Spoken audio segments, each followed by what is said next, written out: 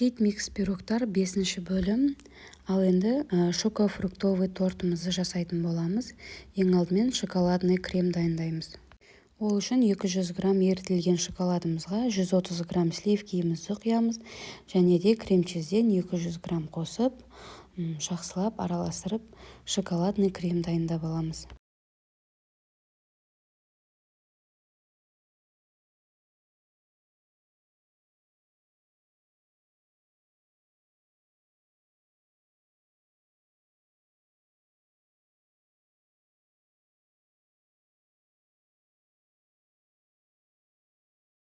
Шоколадный бисквитімізді теңдей етіп 3 бөлікке бөліп аламыз, және де кольцаның ішіне тортымызды жинақтаймыз. Кез келген тортты жинақтау барысында міндетті түрде кольцаға жинаңыздар, өз формасын жақсы ұстап тұру үшін. Тортымызды жинақтаймыз, кольцаның размеріне туралап, бисквитімізді саламыз, пропиткамызды саламыз, және де үстіне шоколадный кремімізді салып, 2-3 қасық малинамызды салып шығамыз.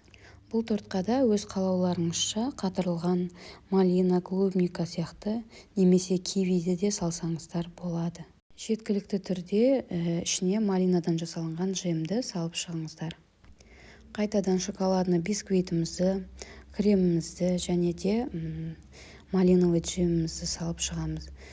Әр бисквиттен кейін пропитка құюды ұмытпаңыздар.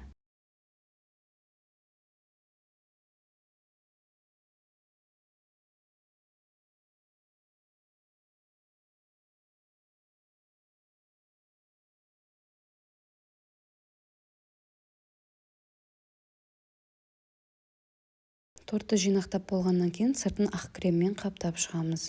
2 сағатқа қайтадан холодильникке қоямыз. Бұл торттың сыртқы ганашына 50 грамм ерітілген шоколад, 50 грамм сливки және де 2 столовый ложка творожный сырымызды салып, жақсылап ерітіп алып, осылай торттың бетіне құйып шығамыз. Бұл тортымызды да кеспес бұрын холодильникке қойып аламыз. Осымен біздің хит микс пирогтардың видео рецепті аяқталды.